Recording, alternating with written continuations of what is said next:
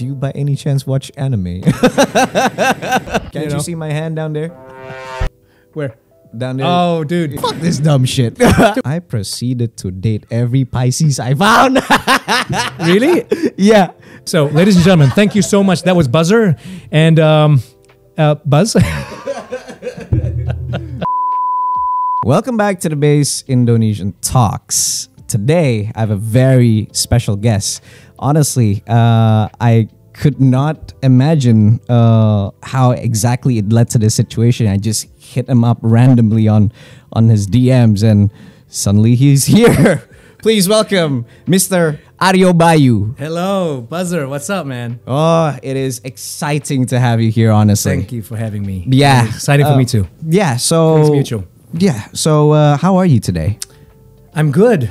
Today has been filled with a lot of discourse. This morning I had a 4-hour meeting where we were discussing issues about, the country, the creative industry and whatnot. So yeah, it's been pretty fulfilling in a very heavy setting, I guess. I'm happy to hear that. How about the weather today? What do you think about the weather? You know what? Recently, the weather in Indonesia, in Jakarta specifically, has been amazing. No, I'm not sure. I actually walk a lot. I take the MRT quite often, and I commute with the public. Apa namanya? By the way, kita bahasa Indonesia sama Inggris nggak apa-apa, Buzz? Oh yeah. I forgot to ask you. Wow, come on, Buzz. Oh my God. Okay, would you like to speak in Indonesian or English? Or both? Both, please. Okay, let's go. Merci, monsieur. De rien.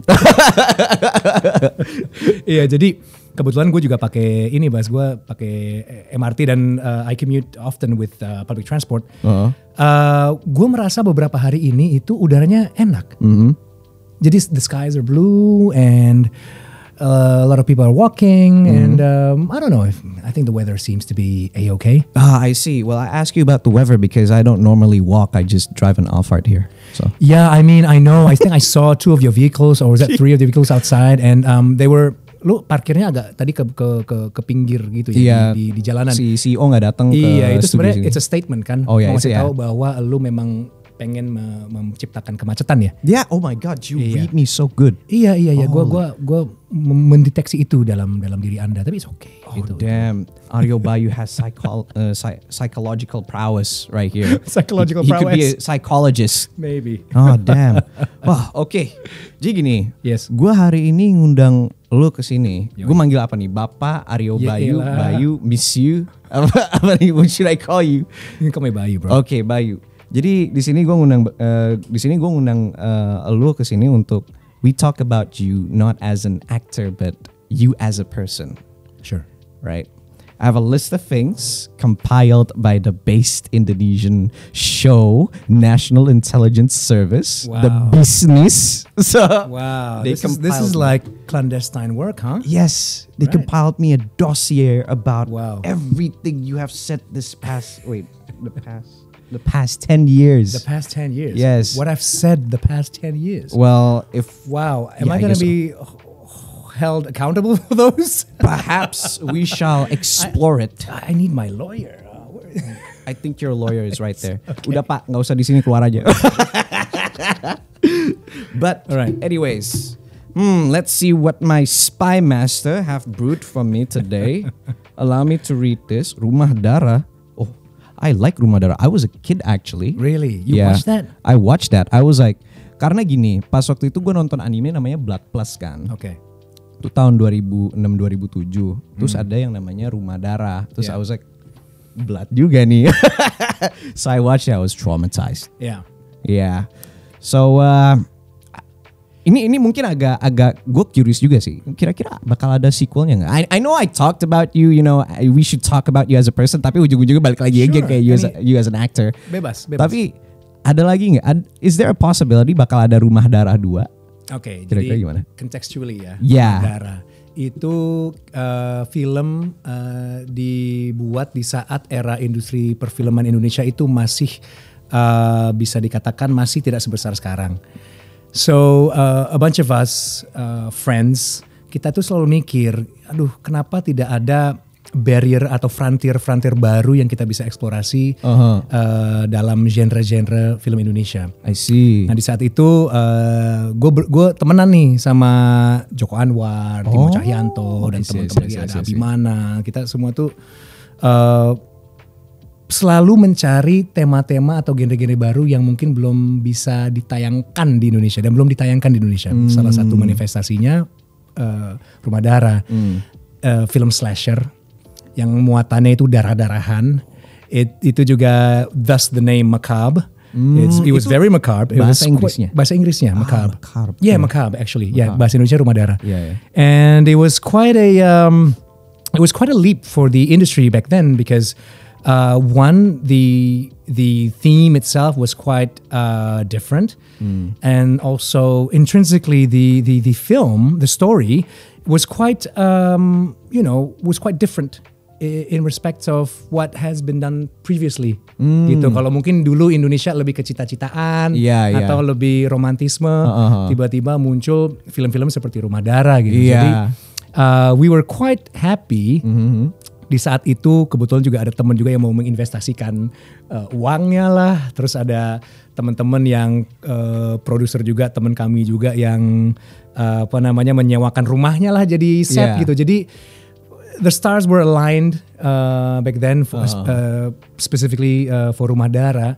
Jadi kita juga punya within our archives gitu, library of films, kita punya film-film seperti Rumah Darah, film-film slasher, dan itu honestly speaking pertama kali juga industri yang darah-darahan, prosthetics itu mulai. Yeah. So the inception was created via Rumah Darah juga. Jadi itu lebih kayak test run untuk sesuatu yang baru dalam industri. Proof of concept, I guess. Test run, yeah. Concept, yeah, we were all just kids, man. I mean, like Timo was like 25 or 26 at that time. I think I was 23 or 22, and teman-teman kita teman-teman yang punya misi yang sama, kita punya ketertarikan yang mendalam di dunia film dan cinema. We love stories and we aspire to become storytellers within our own respective mediums. You know, me as an actor, Timo as a director, writer, and there's some of our friends also as producers gitu. Jadi we were through serendipity, we converged and we met, and then thus Rumah Darah came about. I see. So it was pretty fun. It was a passion project that became a launching ground for something big, I guess. Yeah. And moving on to Nightmares and Daydreams, right? How did you feel about the entire movie though? Have you watched all the episodes? Oh, obviously, yes. Yes, I have. Yeah. And what was the general vibe that you get from Nightmares and Daydreams? Is this gothic? I know it's sci-fi, right? Yeah. But did it try to, But there is an element of goth. Yeah. I mean, there is an element of basically genre, specifically ngomongin genre gitu, yang memang ini genre sci-fi. Dan arguably ini genre yang belum pernah ada di Indonesia gitu kan ya, Mas. Jadi orang-orang juga pada pesimis, bukan pesimis ya, mungkin agak sedikit apprehensive begitu ya. Ini bisa nggak sih sebenarnya diterima? Tapi yang menjadi kekuatan menurut gue adalah ceritanya.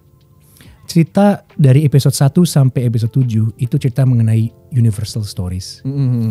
Episode 1, episode gue mengenai seorang anak supir taksi.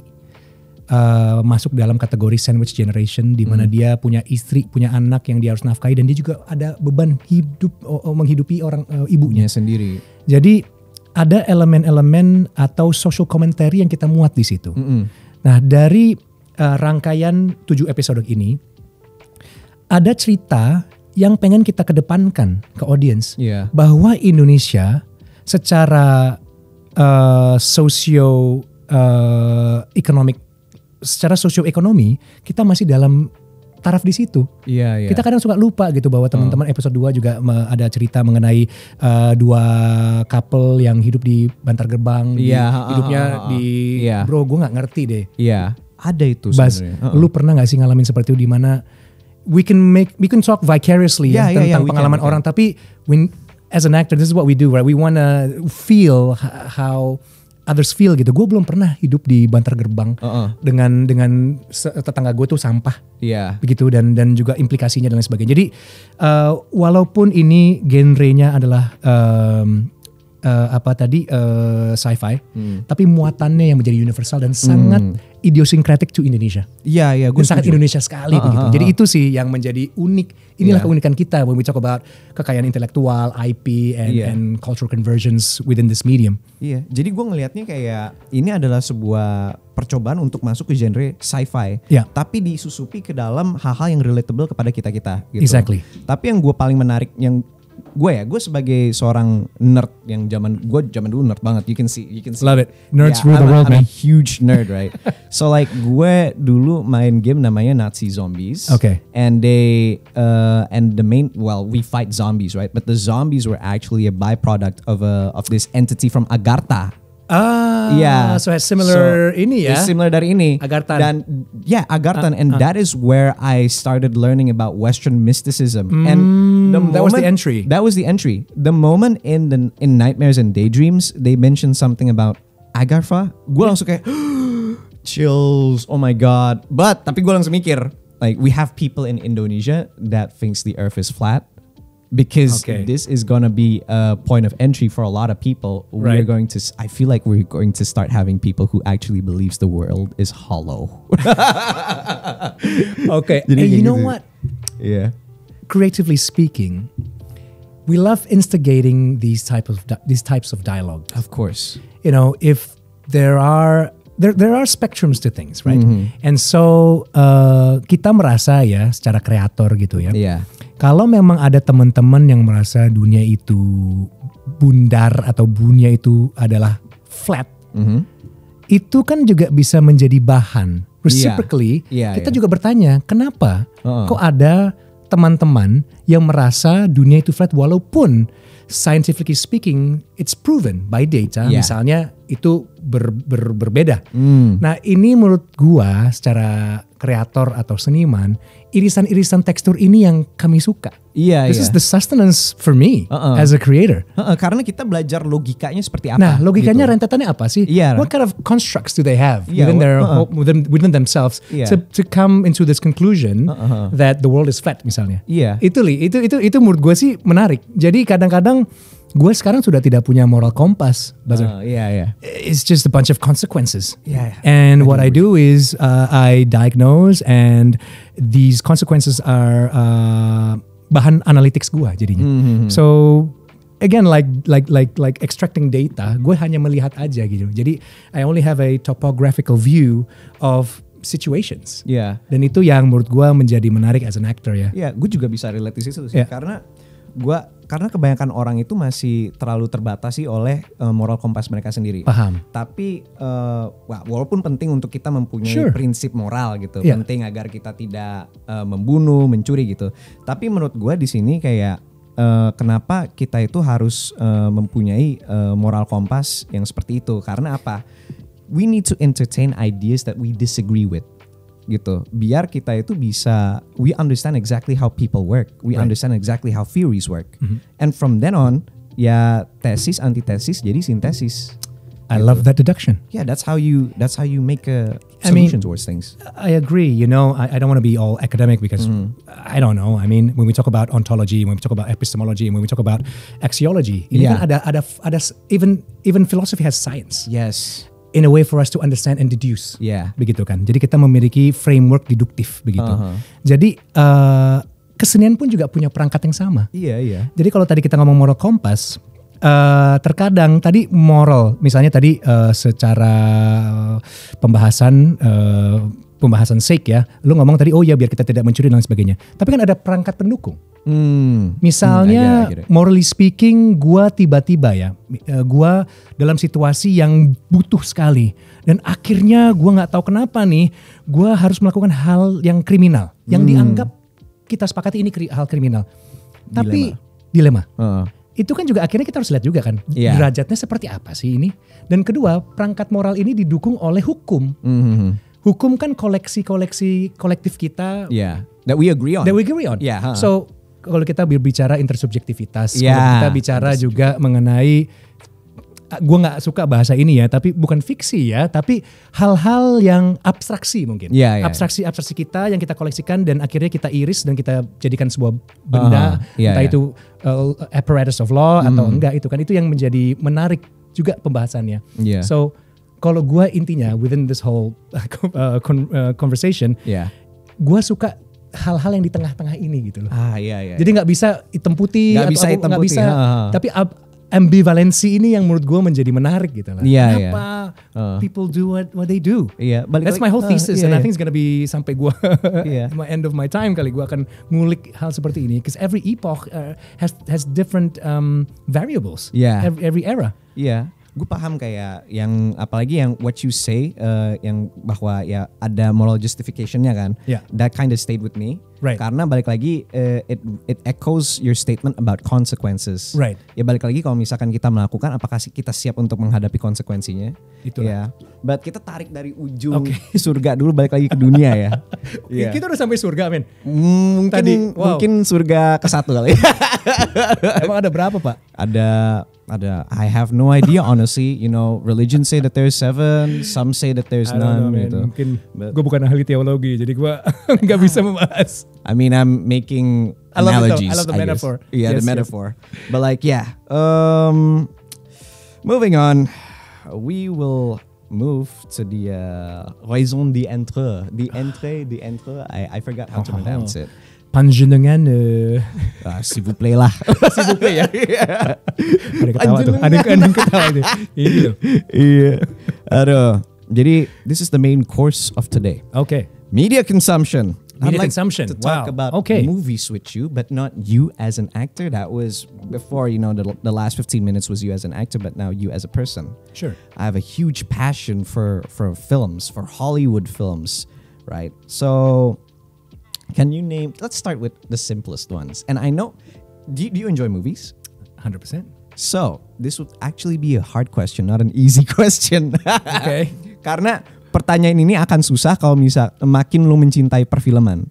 Kalau misalkan lu biasa-biasa aja, lu bisa. There's a bias here. Okay. You ready for it? Sure. Name your top 5 movies. Oh man, I can't. This is blasphemy. I have a plethora of favorite movies. Oh man, nggak bisa ya. Susah. Tapi susah ada beberapa yang mungkin Punch Drunk Love gue suka. Paul Thomas Anderson. And again, a very strong movie that resonates with me sampai sekarang. Kebetulan gue juga aktornya itu favorit gue, dan juga film directornya, juga storytellernya, semua ini keren-keren. Paul Thomas Anderson juga, There Will Be Blood. Aktornya si Daniel Day-Lewis. Terus ada film zaman dulu, I can't remember itu filmnya tahun berapa diciptakan. Itu Eraserhead, David Lynch. David Lynch. Lu nonton, dude. Ideas are like fish, kalau nggak salah. Ideas are like water. I forgot what he said. Gue lupa, tapi dia pokoknya David Lynch itu juga salah satu Eraserhead. Gue nggak tahu gimana. I don't know how old I was. Tapi ya pas gue nonton ini film aneh banget gitu kan.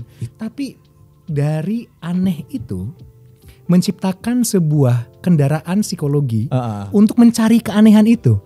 Jadi at least it instigates that curiosity. Jadi I appreciate the quirkiness and whatever he wants to create. Jadi makanya susah dan sulit sekali untuk menafsirkan film tuh dengan satu telenan gitu loh. Jadi emang multiple interpretations juga, tergantung penerimanya. Nah ini kita juga kalau ngomong communications kan juga ada audience development. Audiensnya itu juga menerima seperti apa.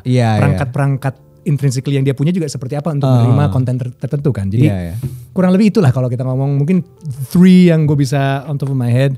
How about this? The rest of the second one itu movies that really impacted your way of thinking. My way of thinking. Jadi pertama-tama kita juga lihat bahwa DNA film itu sendiri. Film kan ini media baru ya. Dulu kita hanya bercerita aja. Word to mouth. Kita word of mouth, kita bertutur begitu. Nah kalau film itu kan memiliki unsur yang cukup banyak, audio dan visual. Setuju gua. Dan itu terkadang bisa digunakan untuk good or even to manipulate. Yes. Tergantung tujuan objektifnya apa. Propaganda. Misalnya, when we talk about soft power, and if you want to propagate something, it's usually easier to propagate an issue or a message, whether you want it to be subliminal or non-subliminally, dengan film dan cerita daripada angka atau numerics. Orang selalu ngomongnya pasti dua. Statistik mengatakan bla bla bla bla, terus baru ceritanya, atau ceritanya dulu baru statistik. Jadi itu dari dulu kita tuh di sini terus mainnya. Iya. Jadi cerita itu sebenarnya lebih bisa menjadi insidious kalau kita juga tidak punya perangkat untuk menerimanya gitu loh. Iya. Jadi so I forgot the freaking question, bro. I'm like, where are we going with this, man? I can see that you're very passionate about this. No, because like we have to understand the medium itself first. Yes. Gitu kan. Jadi cerita yang merubah gitu kan. Yang merubah mindset lo. Merubah mindset. Karena nggak ada cerita. Karena the medium itself changed the way I think. I see. Do you know what I mean? I know what you mean. Jadi bukan ceritanya, tapi the whole composite. Semuanya itu menjadi bahan untuk gua tafsirkan. Iya. Bukan ceritanya aja, bukan kameranya aja, tapi bukan produk film, tapi semua yang proponen yang dalam situ, komponen ada di situ menjadi integral, menjadi penting. Nah, itu merubah cara gue berpandang. Jadi lo itu lebih sorry. Jadi sorry to cut you off. Tapi justru lo itu lebih melihat struktur dari film tersebut seperti apa? Semuanya. The magic and the non-magic. Mungkin bisa dikatakan the tangibles and the intangibles. Tangiblesnya ada film, lu nonton di bioskop, lu nonton, ya kan, wow ada film, ada experience-nya dan sebagainya. Di dalam film itu ada cerita. Nah kalau kita ngomong cerita punya kekuatan transformatif. Yang tadi kita ceritakan. Either to propagate a certain value, whether it's benevolent or malevolent, silakan ada pilih.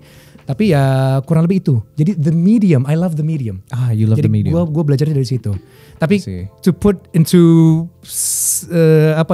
in layman's terms, ya pastinya the whole my journey in the film industry as an actor and also as a filmmaker and also as a producer, and gue justru industrinya yang merubah cara gue berpandang. Jadi bukan satu film aja begitu kalau ngomong gue ya. Karena gue kebetulan salah satu proponen di dalam film Indonesia kan. Salah satu bukan Indonesia aja ya, tapi film in general gitu. Jadi nggak ada satu film yang change my ini sih. Gue nggak bisa nonton. Tapi mediumnya. Tapi mungkin sorry ya, ini agak panjang ya. Kalau gue boleh jawab, ada dulu film yang tapi film tentang perang. Gue makanya aneh banget. Perang apa nih? Gue lupa waktu itu ada. Tapi gue nggak tahu deh. Gue apakah itu benar dan relevan atau tidak. Tapi I don't think it changed the whole. Let's stay back to whatever what you said before. Mediumnya as a whole. Jadi gue nggak bisa hanya satu film aja. Mungkin ada beberapa teman-teman yang karena film ini gue jadi tertarik untuk main film atau jadi filmmaker. Tapi gue justru throughout my whole journey gue jadi punya cara berpikir sekarang ya karena the film industry and lain sebagainya. Jadi not a film in particular. Gitu. Guys, this is a mark of it. Ribet ya. Yeah, this is. Tapi justru when you say that, then that is, I feel like that in itself is a very, it's a very interesting answer. Okay. Because I feel like the way you said the entire medium is your favorite thing. Yeah. It goes to show how your passion transcends singular movies to like the entire industry. This guy's a huge film aficionado here. Not at all. I'm still learning. I just want to be a student, dude. I want to be a student. Yeah, I guess we're all still students. Yeah. When do we become masters? Kapan? Iya. But like, tentang Eraserhead nih. Oke. Iya. Gue minta Gue minta pendapat lo ya. Sebagai orang yang pernah nonton Eraserhead juga kan. Gue nonton Eraserhead tuh pas gue masih bocil banget. Gue lupa itu gue umur kapan. Lo? Iya, gue itu nonton berkali-kali sampai gue I think I get it. Tapi David Lynch ini dia lumayan unik karena semua film-filmnya itu rata-rata sangat surreal dan dia itu memprakarsai apa yang namanya surreal horror kan. Betul. Nah, gua itu penasaran. You're quite the aficionado yourself there, monsieur. I mean, I'm him. You're him? I'm him. Okay. That's what the kids say. Right, okay. Yeah, jadi kalau misalkan ada sesuatu apa afirmasinya validasi I'm itu him. Ya. Validasinya gitu. I'm him. Oh, yeah, man. I'm him. Yeah, I'm him. I'm him, I'm her. Nice. Jadi ini gue pengen nanya ke lo kalau social apa tadi realism horror realism surreal horror surreal horror yeah horror yeah surreal horror Gua mau tanya lu ini nih. Kalau misalkan ada film seperti Eraserhead ada di Indonesia, what do you think it's gonna make people think? Kayak apakah is Indonesia ready for a film like Eraserhead? Gue kita selalu berupaya untuk mengukur setiap hal gitu ya. Yeah. Kita siap atau tidak? Ukurannya apa? Are we ready for a certain tema, topik atau apa gitu? Kalau gue selalu melihat kita selalu siap dalam kondisi apapun. Cuman pasti kan ada dampak, ada konsekuensi. Kembali lagi. Nah konsekuensi itu menurut gue alamiah saja. Menurut gue justru the impetus harus dicoba. Iya, jadi misalnya kalau you ask me apakah film seperti misalnya ada let's say you and we want to produce a movie like Eraserhead, and let's say you know what, hey F it, and we got a bunch of friends who believed in this idea, and they got the money, they want to invest, and then kita nggak ada, anggap aja objektifnya for social conversions, jadi kita konversinya bukan return on investment tapi return on social values misalnya, atau social creativity misalnya, semua sepakat kita lempar aja, kita lihat aja. Tapi minimum ada. Dan kalau menurut gue kembali lagi juga, kita tidak bisa menjadi orang yang mendefinisikan, atau I don't think we should think this way where we hold the intellectual hegemony that in order for you to become smart you need to consume A, B or C. Everyone has different timelines in their lives, dude. And you can't discriminate that. And so everyone has their own interpretations to whatever it is that they consume. They move on their own pace. Yeah. Jadi gue ngeliatnya seperti itu sih ya. Jadi kalau menurut gue ada Eraserhead, dude, it would be insanely awesome. If we would have movies similar to Eraserhead. Atau ada film-film lain, gitu kan. Gue juga suka film-film neorealis. Ada kalau yang paling hebatnya kan misalnya film The Bicycle Thief. Mungkin lu juga udah nonton dong. Bicycle Thief itu yang mana ya? Gue lupa. Itu film I think salah satu film yang selalu di inilah, pokoknya tentang mereka pakai non aktor. Lu bayangin. Nanti lu bisa cek ya. Ini kayaknya gue belum pernah nonton sih. Saudaranya membuat film ini dengan tidak memakai aktor-aktor. Jadi dia beradaptasi, ini mau kemana dia dengan adaptasi, kita letakkan kameranya di situ. Jadi dia pengen mendepiksikan realita segimana yang ada. That's pretty avant-garde. Insane. Jadi ini juga ada wave-wave baru begitu ya. Jadi maksud gue kalau ada film-film ini ada, minimum kan itu bisa menimbulkan inspirasi seperti Eraserhead give inspiration to you and I. Gitu loh. Jadi minimum ada bahan sebagai sustenance force-nya for us just to act. Itu betul itu. And you know, when misalnya kita ngomong action, you know, philosophically speaking, action itu maksudnya dalam kita itu untuk bergerak. Jadi intrinsically ya, kalau kita ngomong again fundamentally ngomong acting, kita itu diharuskan untuk bergerak, just do. Apapun itu move aja dulu. Gitu. Makanya have no fear, jangan juga punya self doubt and all that kind of stuff. Jadi inilah semangatnya yang harus kita kedepankan. Jadi menurut gue sih kalau ada film-film seperti itu, bakal keren banget tuh. Iya. Karena dari pembicaraan ini yang gue bisa take adalah sesuatu hal yang mungkin membuka pandangan gue just recently, bahwa kontribusi film terhadap masyarakat itu yang terbesar menurut gue itu bukan entertainment, tapi inspirasi. Keren. Karena orang nonton film, anjir unsur dari hubungan si karakter A dan B ini lumayan menarik. Gue pengen angkat itu jadi film, kasih settingan yang berbeda gitu. Like films, creative products, they continue to inspire people like a contagion, like a virus. Oh yes, indeed. And it continues to push the industry forward. Right. Dan semakin banyak creative works that are churned out in our industry, 100%. It will continue to inspire people over and over and over again. Setuju. How did I get the Base Indonesian Show? Well, obviously it's because kenapa gue bisa Base Indonesian Show? Well, it's because of Filthy Frank, who's now Joji, Uncle Rogers, and Stephen Colbert. Stephen Colbert, dude. Yeah. And this one Indonesian dude named Udin Kashiwagi from God knows where. What? Iya, ada satu orang Indonesia ini namanya Udin Kashiwagi. Gue pengen nonton nih kayaknya dia. Okay. Recently, I don't know what happened, but I think bro got bodied. Okay. Kayak the authorities got to him and forced him to make a letter of apology and delete his entire video. Really? Yes, maybe. I'm not. It's allegedly, allegedly. I'm not pointing hands, Right. Yeah, because in his letter ada tertulis di situ kayak saya melakukan ini tanpa unsur paksaan. Tapi saya melakukan ini demi kenyamanan diri saya sendiri gitu. Oke.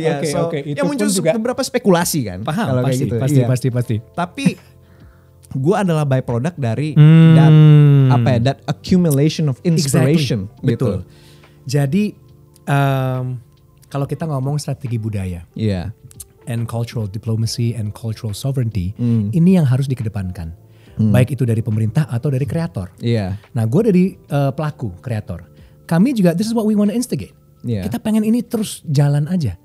Kita nggak tahu ini ujungnya kemana. Tapi minimum ada dampak itu. Jadi tidak serta-merta output yang berbasis numerik, angka-angka saja, tapi juga outcome-nya, dampaknya apa sih? Jadi kalau kita mau mengukur seandainya, kan ada cultural impact yang seperti yang lu bilang itu kan. Akhirnya lu byproduct dari impact itu. Ada juga economic impacts. Dan ini diukur sebenarnya sama negara dan juga para pelaku. Jadi dua unsur itu sih yang I have to keep in mind as well. Jadi kalau kita mau ceritakan sesuatu pasti juga everything has a parameter. Yes. Gue mau bikin cerita tentang gue sama lo lagi ngobrol politik ya kan, harganya berapa, kameranya apa, resourcesnya apa, mikrofon seperti apa. Jadi emang ada perangkat yang mendukung. Kita menyuarakan ide kita keluar gitu kan. Nah ini pasti ya berapa ongkosnya financially speaking. Jadi tapi dampak kulturalnya juga apa? Jadi ada all those metrics yang juga bisa jadi alat ukur lah. Jadi maksudnya gua pun di sini Bas juga sama, dude. Jadi kita selain kita secara kreatifnya aja bahwa I love keaktoran ya. Gue kan juga lahirnya dari teater. And honestly speaking, teater itu yang mendefinisikan gue gitu ya. Acting itu defines me. Akhirnya gue punya posisi, gue punya reputasi, gue punya tempat untuk berpikir dari keaktoran. Tapi gue juga harus strategic. Sekarang gue dalam fase atau mungkin gue juga mau 40 di mana gue berpikirnya oke, gimana ya kurang lebih kalau kita coba ke tadi aspek kreatifnya juga bisa kita kemas yang lebih strategik gitu. Jadi misalnya impactnya, dampaknya bisa lebih luas. Misalnya, nah berapa sih duitnya dan apa sih tema dan subtemanya yang kita mau taruh di situ gitu sih. Jadi ya gue sekarang berada di situ sih, men. Keren juga kalau dari tadi podcaster itu ternyata yang God knows where he is now. Content creator. Tapi dia akhirnya berdampak juga. Dia berdampak ke gue seperti ini jadinya. As buzzer, Amazing. I have to thank him. Maybe one day I'll travel to God knows where he is and give him a handshake and a coffee. Nice, man. Tapi I think he would appreciate that. I hope so. So we talked about your favorite movies. Well, kinda actually. Well, your favorite thing, not really your favorite movies. It's a thing, it's more of a medium. So let's move on to the second question, right? So besides movies, this is only the second question. This is the this second is already question. 3 hours.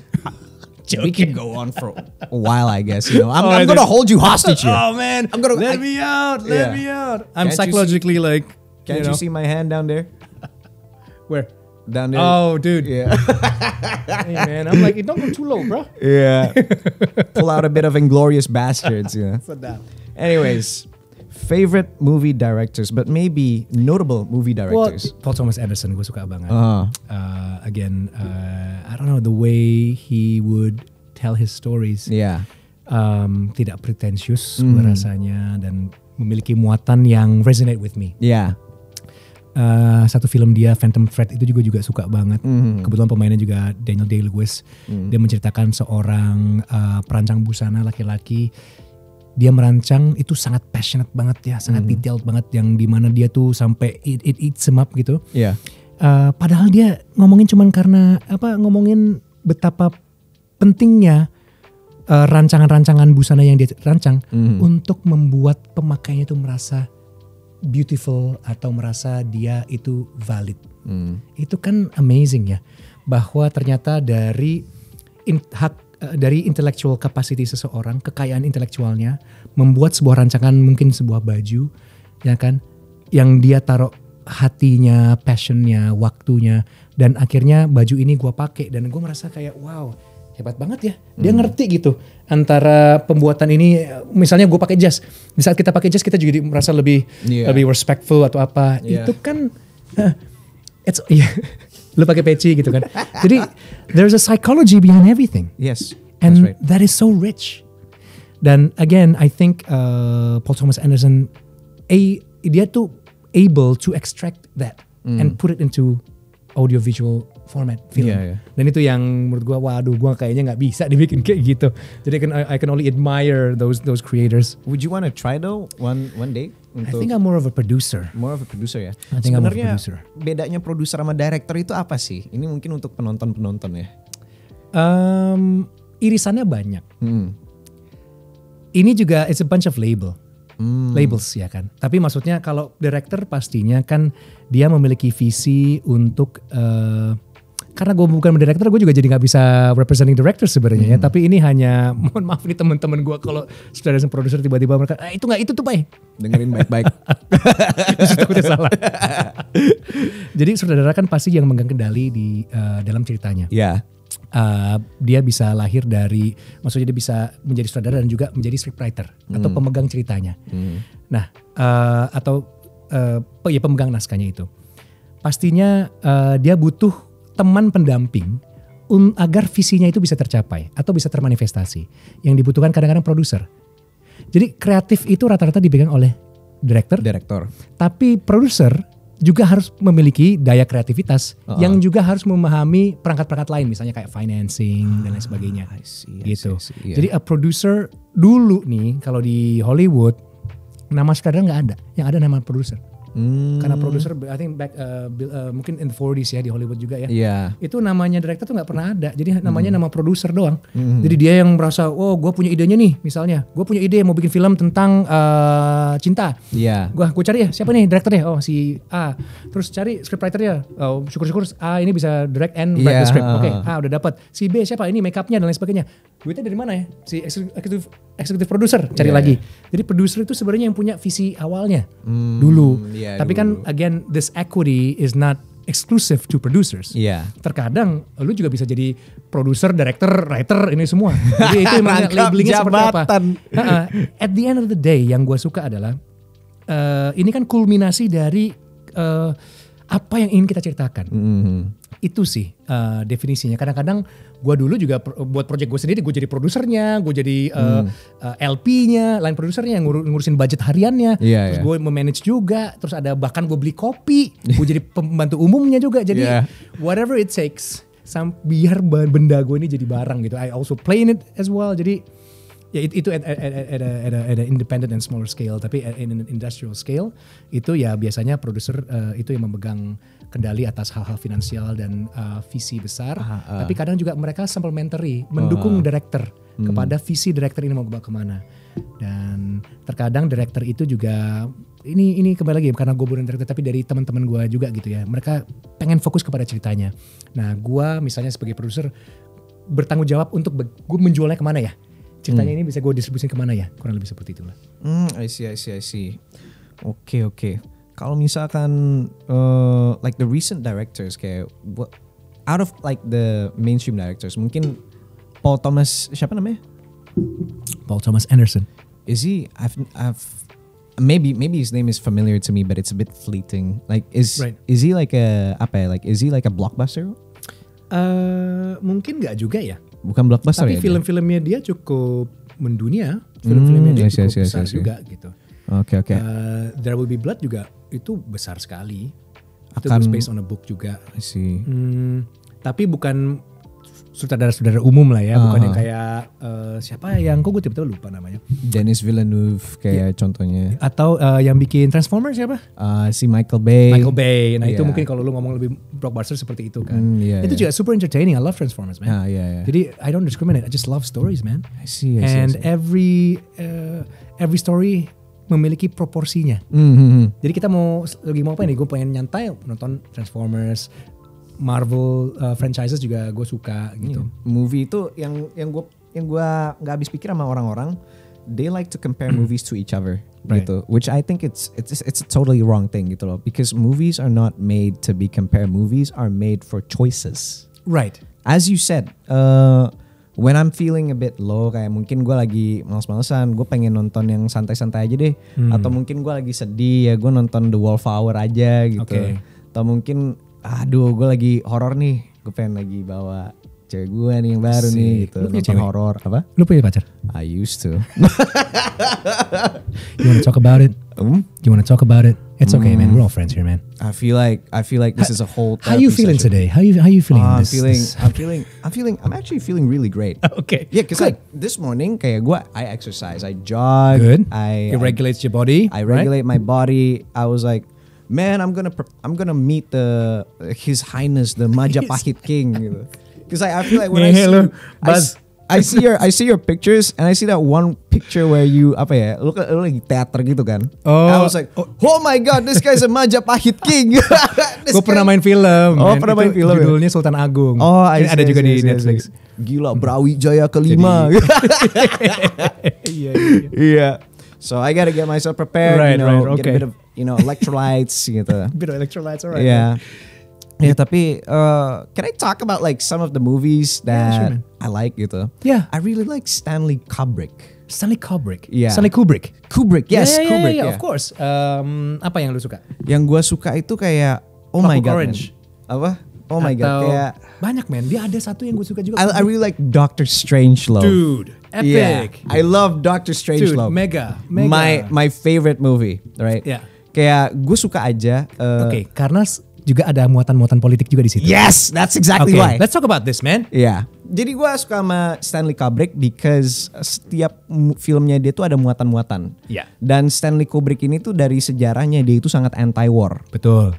Dan gue suka sekali Doctor Strangelove karena sampai sekarang tuh masih relevan. Banget. Walaupun settingannya itu di perang dingin ya. Betul. Jadi tuh pas waktu itu Amerika itu baru punya sistem nuklir baru di Doctor Strangelove kan.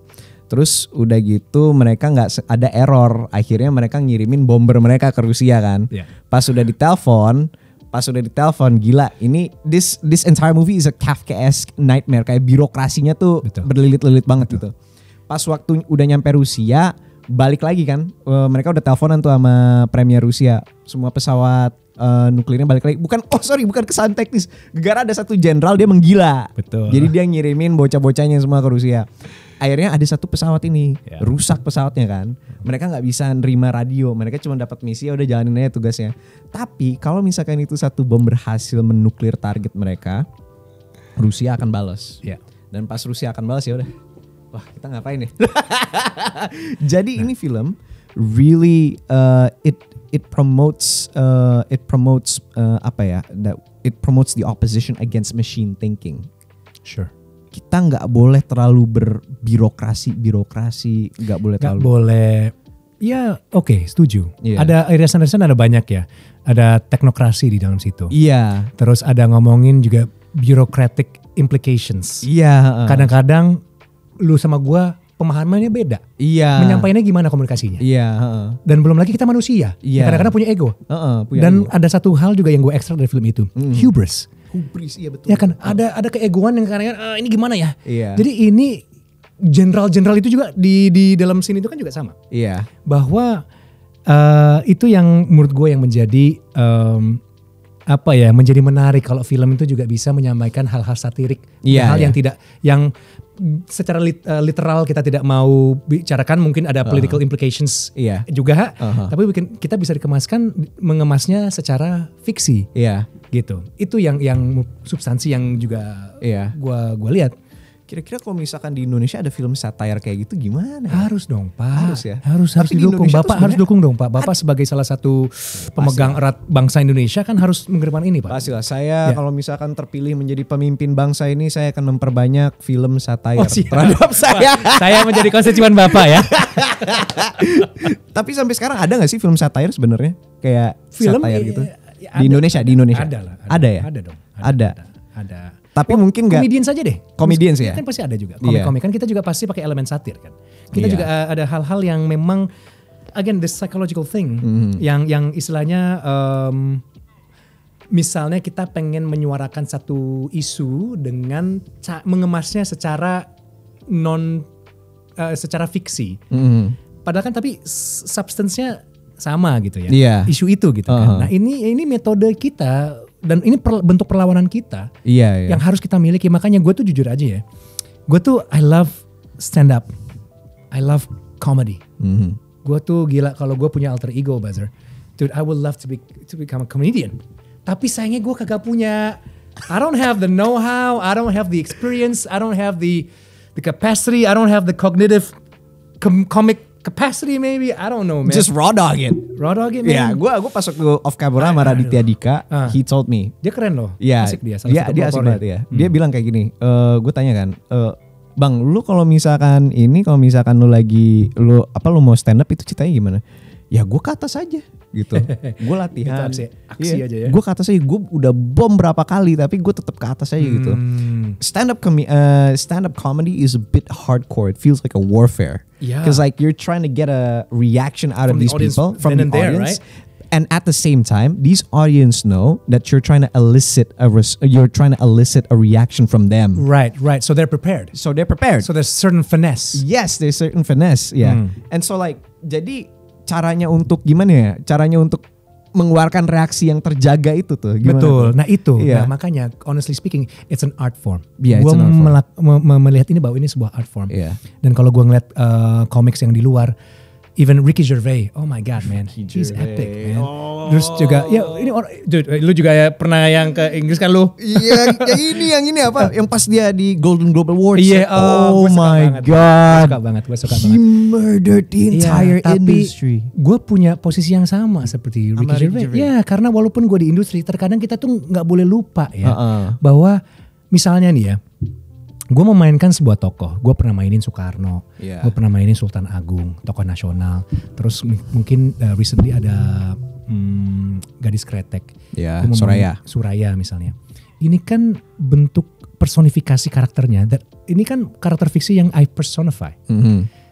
Jadi sebenarnya karakter ini bukan gue. With my artistic ability and my artistic capabilities backed with experience, gue berusaha menciptakan karakter-karakter ini. Kadang-kadang ada aktor yang juga lupa, dude, bahwa di saat ada accolades, wow Suraya mainnya bagus banget ya, wah Suraya. Mereka suka Suraya bukan gue. Iya. Nah ada teman-teman yang merasa, oh wow yeah, it's me, gue. Gitu. Jadi itu yang gue coba menciptakan diferensiasi itu. Iya. Terlebih dulu. Jadi Sultan Agung, Soekarno, iya memang gue juga jadi paham dan my body is my instrument ya sebagai orang aktor ya. Otak gue instrumen gue juga, mulut, hidung, sensory gue. Jadi setiap metrik dalam tubuh gue itu instrumen.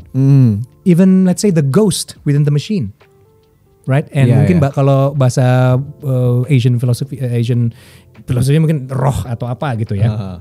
Itu juga bagian dari instrumen gua gitu kan. I see. Tapi what I'm trying to say is that terkadang nih mungkin orang gua untuk membumikan diri lah, Buzzer. Yang mereka suka itu mungkin karakter yang gua perankan, gitu. Jadi not necessarily me. Jadi itu yang kenapa gue sangat resonate banget with Ricky Gervais, especially when he does his bit di Golden Globes. Yeah. I love it. Gue rerun itu kadang-kadang sering banget. Dude, this guy. Gue replay itu terus. Iya, man. Bahkan juga Carlin. Oh my god. Lo tau Carlin gak? Carlin? Dia itu George Carlin. Oh, George Carlin tahu. Iya, dia lebih political. Dia lebih mempertanyakan theology. Malahan. Iya, George Carlin kalau misalkan dia kalau nggak salah kalau misalkan ada show dia ngejok, dia mah ngomong aja aslinya aja. He's a matter of fact guy gitu. Terus kayak ya udah orang malah kocak, terus kayak bingung aja gitu. Kadang kita itu tidak mau mengatakan hal yang kita lihat itu ada. Iya. Mungkin itu tabu atau apa, tapi kita pengen ada orang yang mewakili kita itu kan. Nah, comedians, comics, menurut gua mereka mewakili itu. Iya. Jadi ini ada void di mana ada tabu yang kita nggak mau menyiarkan, tapi disuarakan sama teman-teman ini. Iya. Bahkan sudah sampai state di mana orang-orang lebih point the finger at accountability kepada comics daripada politicians themselves. Iya. How in the world it became to this?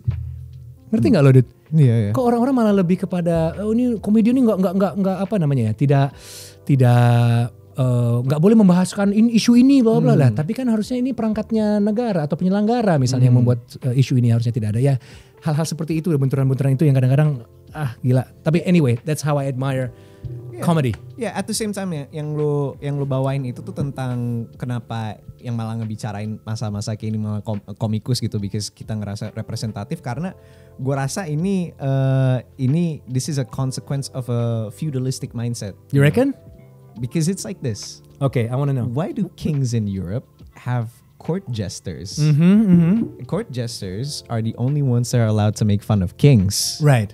And the kings often use court jesters to communicate juga. Criticism. Right. Iya, right. Jadi gue ngelihatnya like ada mirroring reflecting ini gitu. Ada. Iya, walaupun kita situasinya beda dengan budaya feudalisme Eropa ya, tapi ini ada. Tapi gitu. Lewat monarki di monarki Indonesia juga sama. Sama kayak gitu ya. Ada satu apa ya namanya? Gue lupa juga. Bukan court gesture ya, tapi ada satu orang yang memang dia jadi membawa keringanan gitu. Jadi dia mengkomunikasinya lewat medium ringan ini, komedi atau jesting. Oh iya, kayak Dustin gitu. Tapi he's good though. Yeah, he's very good. Yeah. I see. Tapi yang also like gue mau nge-take back kita ke pembicaraan lu masalah ini ya, bahwa orang itu nggak bisa ngebedain bintang dengan peran yang mereka mainkan. Kan. Gue jarang lo ngomong-ngomong ini, serius. Jarang ya. Gue mau mendalami masalah dua ini sih. Yang pertama, dalam peran-peran lo itu, lo pernah enforce method acting nggak? Pernah method acting nggak? Kayak jadi Soekarno gitu atau siapa? Menurut lo? Jadi ini, ini method acting itu kan juga satu metodologi yang dipopulerkan. Ini kan juga kalau kita ngeliat akarnya, ini kan dari Rusia. Serius sih? Serius sih? Gue kok tiba-tiba lupa namanya. My God, shame on me. Dari pakar-pakar dari sana. Ya kita taruh aja nanti di sini. Iya. Coba ya. Gue tiba-tiba lupa. Kalau gue inget ini.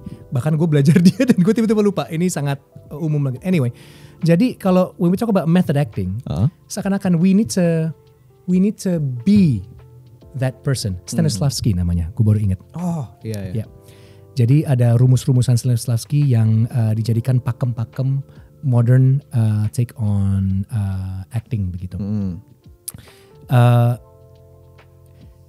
Dipopulerkan oleh Al Pacino, De Niro, dan sebelumnya ada siapa yang main Godfather, kok gue tiba-tiba lupa. Daniel Day-Lewis juga sering method acting. Ya, ada juga. Tapi ada dua hal kalau gue lihatnya ya. Yeah. Within this methodology, mungkin kan ada beberapa implikasi seperti kita langsung ngomong aja problemnya ya. Kalau terlalu di-immerse, akhirnya seperti siapa? Heath Ledger. Yeah. Akhirnya dia meninggal. Mau tidak mau, tadi kan kita udah bahas juga. I have only a certain intellectual capacity or emotional capacity to vicariously understand certain states that humans are contextually put in. Ya kan. Jadi misalnya ada seseorang yang kehilangan orang tuanya, I could empathize. Tapi kan gue belum pernah merasakan.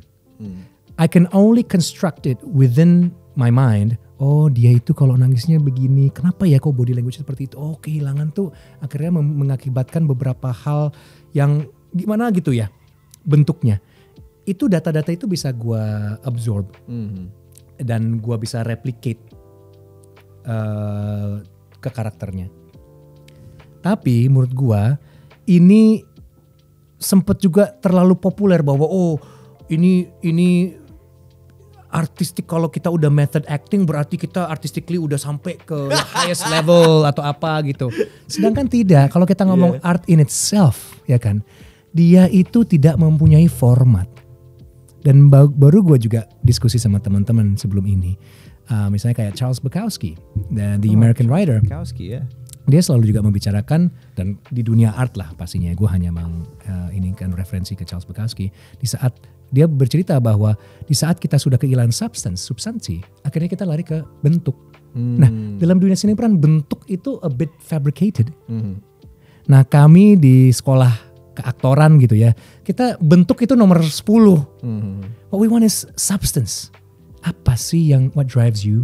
Jadi kalau kita ngomong budaya gitu ya, kan ada cipta, karsa, rasa. Cipta adalah akal. your intellectual quotient, ya kan. Terus ada karsa. Karsa is your passion, apa yang membara ini yang membuat kita bisa maju. Dan ada rasa. Bahkan di Indonesia itu rasa itu dijadikan satu elemen yang akhirnya kita bisa menghasilkan sebuah karya. Entah itu film atau itu artifak atau apapun itu. Jadi we need to have all these elements, human elements. Jadi maksudnya metodologinya pakai apa? Monggo kalau mau pakai method acting. Gue pernah melakukannya. Tapi juga in certain situations, I want to choose other methods. Karena this is just a method. It's like method hanya metode. Yeah, I guess it's like when you trying to let's say play guitar. You want to eat potatoes, you want it mashed or diced. Sure, it's still potatoes. Yeah. Mungkin juga analoginya misalnya lu main gitar. Main gitar kan ada, lu bisa main jazz, lu bisa main apa. There's different methodologies to many different genres kan. Tapi you're still playing the same melodious harmonies gitu kan. Great music gitu juga. Jadi kadang-kadang menurut gue itu sih. Jadi approach to the process could be beda-beda. Jadi kalau kita ngomong approach, itu prosesnya bisa bebas. Mau pakai apa, toolsnya, it's just tools gitu. Tapi memang gue berusaha memahaminya, everything has different elements gitu. Jadi tergantung approach-nya aja. Kalau gue lebih ke situ. Jadi kalau misalnya ada karakter tertentu, ada beberapa momen gue harus method. Misalnya method tuh bukan berarti yang this intellectual achievement or this gue udah this artistic as an actor. Enggak sih, cuman gue bisa memahami karakter gue lebih dalam lagi aja. Sebenarnya tujuannya itu untuk tujuan sederhana. In order for us to manifest the most truthful performance that we could perform. Karena tujuannya apa? Karena kita mau menyampaikan cerita. Jadi kalau kita mau menyampaikan cerita tentang Soekarno, tentang political discourse, political ideologies, about plutocracy, corporatocracy, imperialism, liberalism, heavy apapun stuff. Itu semua heavy stuff. Kan itu kan muatannya banyak. Nah kalau gue gagal untuk mengkomunikasikan itu dan gue setidaknya tidak punya pemahaman politik, berarti kan gue hanya surface aja. Jadi jadi akhirnya terjadi apa? Tidak substansi, tapi hanya bentuk. Jadi bentuknya aja. Oh ya Soekarno tuh bentuknya gini. Main bentuk. Sorry, bukannya I'm trying to discredit yang lain ya. Tapi that's not my approach. Karena I want to show and convey to the audience, this is the substance. This is what you guys need to think about. Gila ya, ada orang zaman dulu masih umur 16 tahun, dia udah mikirin gimana caranya mengeluarkan kolonial ini, penjajah-penjajah dari tanah bumi Indonesia at 16. At 16 ya. You know, so that's substance, man. How do you get that thing inside you, you know? Iya. Di saat umur 16 tahun, apa sih? Kalau inspirasi itu gitu maksud gue. Iya, paham gue. Jadi itu yang tertanam di dalam Soekarno yang umur 16 tahun ya. So you did a lot of research on that, I guess. Itu. Jadi kalau coming back, sorry that if the answer was a bit complicated, karena memang tidak sesederhana itu. Makanya kalau ada method acting atau tidak, karena gue sangat serius gitu. Terkadang kalau kita ngomong komunikasi gitu kan, dan kita juga harus mengkomunikasikannya dengan baik setidaknya. Itu setidaknya itu upaya gue. Karena kalau misalnya tidak tepat sasaran, kan menjadi sedih. Iya. Jadi apa ya? Tidak kepada unsur utamanya kita mau bercerita. Karena cerita kan kita pengen minimum ya memberikan cakrawala lah gitu di dalamnya. I see. Sebelum beranjak keluar dari topik film nih. Oke. Gue punya pertanyaan nih. Gue pas waktu kecil itu gue punya ambisi untuk buat film. Keren. That's why I like to make movies. Okay, so you make movies now? No, I don't make movies. Yeah. No, I mean you can make movies with your iPhone. Oh, with my iPhone. Yeah, you're right. You can make anything now. I guess so. I mean, this digital landscape really democratize artists. Yeah. Look at your show, man. This is why I'm interested and I want to come here today because, dude, gue ngelihat acara lo YouTube lo. Sorry, I interject. Yeah, Cuma maksudnya, gue ngeliat acara lo. Gue senang banget karena you started this thing from nothing. Dan kadang-kadang orang nggak ngeliat betapa susahnya loh itu. Just to take the first step. But you took that first step sampai akhirnya lu punya beberapa episode sampai Raditya Dika datang lah, terus lu ada beberapa tamu-tamu yang Guru juga Gembul, keren banget itu kan. Yeah. And now I have you as well. Come on, gua hanya salah satu lah dari, tapi maksud gua semangat itu gua ke-capture banget dan gua suka itu daripada mohon maaf ya, sekarang kan social currency-nya harus viralitas dan lain sebagainya. Dan let's take gue sih agak opposite dari situ. Gue mau change the paradigm. Karena ya oke, ya gitu aja sih. Maksudnya kadang ya approach gue seperti itulah. Makanya gue lihat lo tuh amazing. Gue melihat lo tuh malah keren banget gitu, dude. Thank you for giving me the accolades. Right. What I really want to say is that I want to make a movie about satire. Sure. Yeah, and the thing is like, where should I start? Tergantung misalnya cerita dan temanya mau apa. Oh, jadi biasa kalau misalkan dalam movie process, they start with the story dulu ya, cerita dulu ya, writing rata-rata dulu ya? Ceritanya. I see, jadi tim kreatifnya seperti apa. Oh, oke. Gitu. Jadi ya kita sebut naskah dan pasti ada development phase, kan ada praproduksi, produksi, pasca produksi, terus ada distribusi sama marketing misalnya. Ini kan value chain yang kita harus miliki. Terus kalau bicara praproduksi, kadang-kadang gagasan ide datang kapan saja. Iya. Tiba-tiba seru ya kalau diceritain. Lagi nyetir tiba-tiba lagi macet. Datang dari mana? Ya kan? Nah terus kita beringinan untuk memuat ide ini ke dalam sebuah bentuk, let's say film. Nah film ya juga ada perangkatnya, there are tools yang harus kita miliki. Salah satunya ya naskah. Ceritanya minimum dari otak kita masuk aja ke paper like this. Yeah, like minimum this. ada. Jadi ada strukturnya dan lain sebagainya. Gua salah satu orang yang tidak terlalu suka dengan struktur, tapi baiknya kita pahami dulu basic-basicnya. Di saat kita kan ada bahasa globalnya ya. Pasti struktur 3 babak dan lain sebagainya. Minimum ada, globally speaking, kita ada hal-hal SOP standarnya lah. SOP yang standar harus kita ya? penuhin. I see. Nah ya kembali lagi ya, kalau kita ngomong pembuatan film ya, kita harus tingkatkan literasi kita, pemahaman kita terhadap benda atau medium yang ingin kita pengen ciptakan begitu. So yeah, first dude, like if that's the theme, like go write a script, bro. I gotta start writing my script now. Yeah, bro. Thank you for the encouragement. Yes, sir. I write script now. See you. Okay. So, ladies and gentlemen, thank you so much. That was Buzzer and Buzz. Radio. Thanks, buddy. Cool. Thank you very much. And that was Masterclass Movies with Aryo Bayu. So, anyways, ini apa? We're still going on for a bit. By the way. Are you okay with that? Yep. So, I actually have another question. Sure. Oh, by the way, are you going somewhere? No. Okay. Yeah. All right, then. Let's go. So, I have another question in movies. So, it really, your explanation about the democratization of movie making really makes me think about movie makers worldwide, not just Hollywood, right?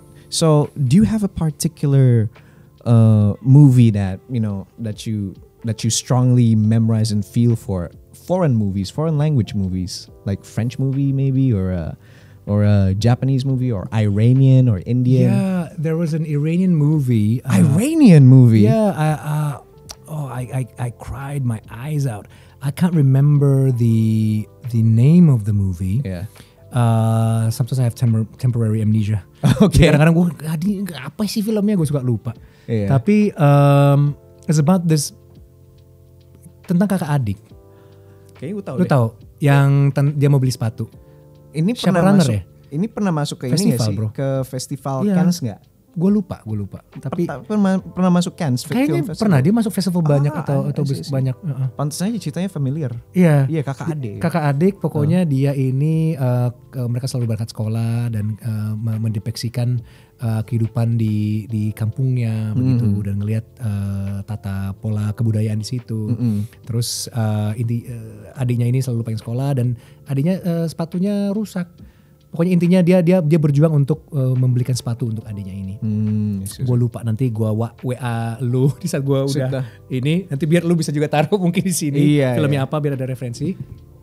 Ini Children brother, Ini kita harus accolade. Bro Lukman ternyata doi. Bro Lukman ke kamera dulu dong bentar boleh gak? Bro. Man. Enggak boleh. Enggak boleh. Oke udah. Sorry. Dia main behind the scene. Iya. Tapi saya tahu beliau kayak ini memang selalu pengen di balik layar.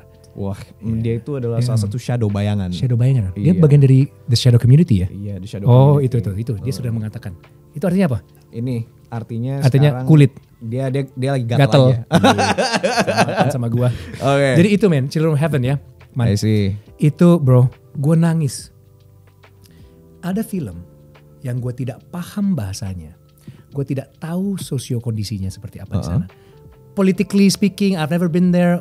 Tapi gue bisa tertransportasi dan bisa merasakan perasaan yang pengen disampaikan. Oh, I see. Akhirnya dari perasaan itu masuk ke intellectual realm gue. Iya. Akhirnya kita berdiskusi. Gila ya dialog-dialog tentang budaya mereka.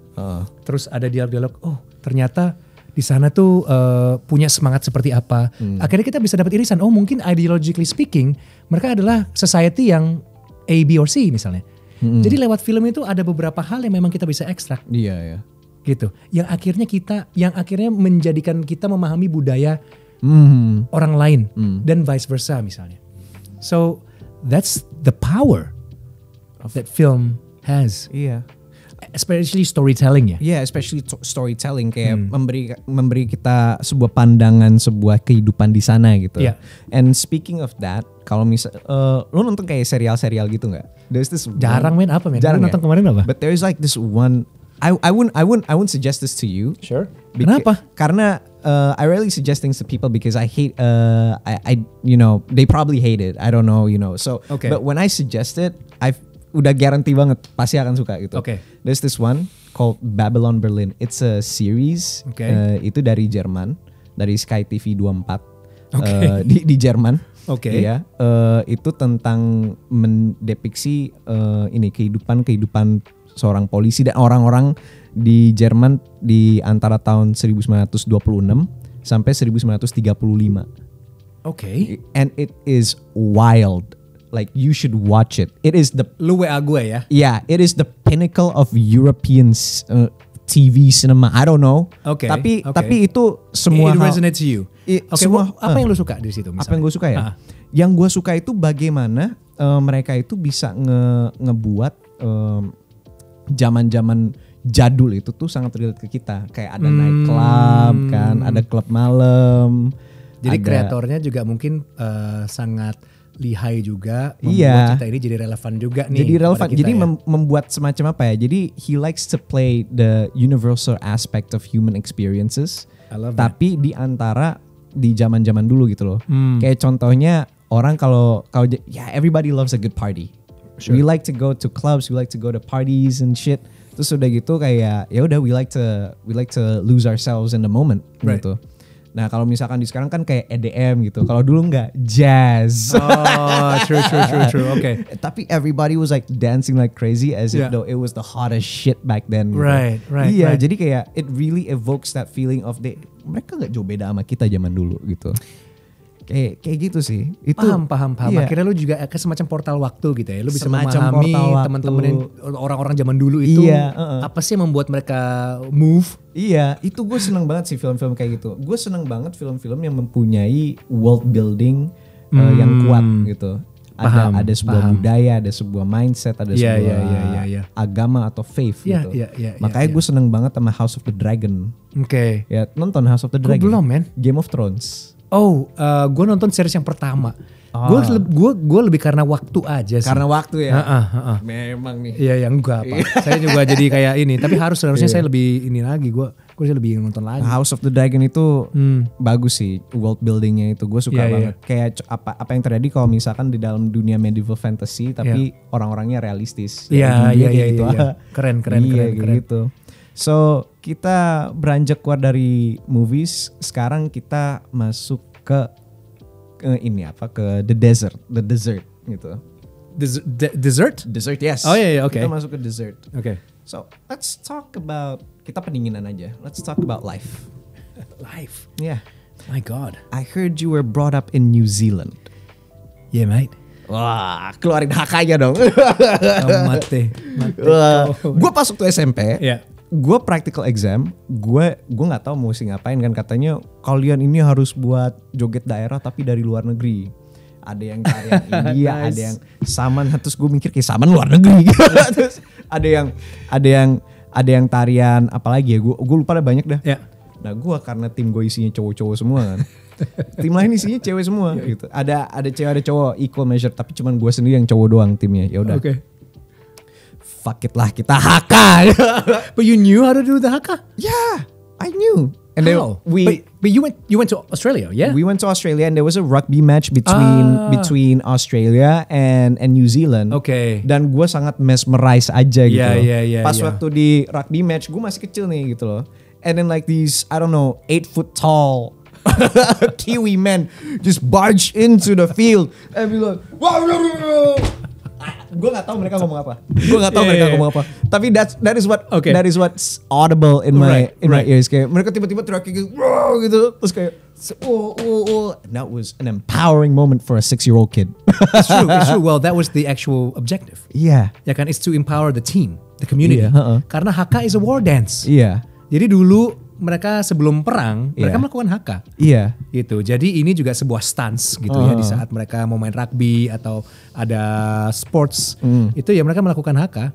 Lu di New Zealand. Di New Zealand HK juga. Gue dulu waktu umur berapa ya? 16 apa 15 ya, gue ikut rugby team di mana kita compete secara nasional. Gue main sebagai apa namanya, wing ya. Gue paling I wasn't that fast, tapi I don't know, they put me in the wing. And jadi kita kadang-kadang juga walaupun even New Zealand, tapi kadang-kadang kita juga melakukan HK just to have this spiritual thing kali ya. I see. Untuk biar semangatnya naik lagi gitu. Kalau di pas waktu di New Zealand tuh olahraga lu apaan? Cricket gitu atau you know what? rugby? Gue paling suka itu extreme sports. Extreme sports? Yeah man, I love extreme sports. Yeah, so gue mulai dari skateboarding, and then dari skateboarding I jumped to mountain biking. Wow, hardcore. Karena itu agak mahal, dan I was working as a kitchen hand in this restaurant sebagai dishwasher. I cannot pay for this hobby karena mahal banget main MTB. Gitu. How old were you? Sorry to cut you off. I was maybe around the age of 14 to pokoknya gue dari skateboarding, terus akhirnya ke beli sepeda. Karena mahal, akhirnya gue pindah ke BMX. Nah dari gue lama di BMX. Oh, BMX. So I used to do a lot of dirt jumps. I see. Tapi emang that was like the early 2000s, right? Yeah, early 2000s. Itu zaman emang extreme sport tuh lagi gede banget. Kayak di Australia juga kayak gitu sih. Similar, man. So like X Games, and then we have like Travis Pastrana doing like triple backflips on a motorbike, and that was like so cool. That was the MTV era gitu. Yeah, exactly. Terus gue kayak pas waktu gue kecil di Australia kan, kayak it was similar. Kayak you're not a cool kid unless you have a BMX and a skateboard. Yeah. Gitu. Jadi kayak gue agak relate dikit sih. Right. With your experience. Even though kayak you were in you were in New Zealand in the early 2000s all the way to. So basically our family moved in 1994. 1994. Yeah, tahun 94 kita pindah. So 94 we moved, and the impetus was simple because my mom wanted my sister and I to be able to speak English. Itu doang. Udah terbanglah ke sana tahun 94 sampai 2024. Nah, kalau bonyok gue masih di sono, adek gue di Perancis. Gitu. So New Zealand lama, man. Main lama juga ya? Yeah, dan sahabat-sahabat gue dari New Zealand, dan they know you're an actor here in Indonesia? Ya, ada teman-teman gue juga akhirnya sekarang ada tinggal ketemu juga sih beberapa. Ada juga yang akhirnya tinggal di Malaysia, terus kita ketemu, terus sempat juga ketemu, kita rendezvous di Bali. Oh, gitu. That's nice. Ya, ujung-ujungnya orang-orang Oceania sana rendezvous di mana? Di Bali aja. Iya, Bali dude. Bali tempat dan weirdly, my God, 80% of my friends surfed. Cuman gue doang yang enggak, makanya gue agak sebel sih. Kenapa dulu waktu, jadi gue kan lebih ke gunung nih, ada teman gue gunung, MTB sama juga selancar. Jadi they would go to the beach and the mountains. Nah gue gak tahu kenapa tuh selalu ada waktu buat gunung, tapi gak ada waktu buat ke pantai. Nah, so pas gue sekarang ke Indonesia, gue ngeliat ombak dan the richness, the natural heritage that we've been bestowed, gue merasa sedih banget, gue nggak bisa menikmati ini dengan lewat selancar atau apa, gue kayak aduh. Sedangkan teman-teman gue ngeliat mereka doing this crazy tricks on their surfboards, I'm like gue kayak that's one thing that I need to learn. Mungkin pas waktu di Australia nih ya, gue itu lebih ke ini sih, gue lebih ke anak pantai. Oh lu anak pantai deh? Gue anak pantai. Radical bro. Yeah, radical bro. You get him bro. Yeah, bro. We need goon bro. Gitu. Oke. Jadi kita itu sering kayak apa ya? Kita tuh sering olahraga di pantai kayak dune buggy atau sand surfing atau enggak surfing atau windsurfing gitu. Kayak gue pernah nyobain semuanya gitu. And it was so fun. Every time I see a wave, just take me.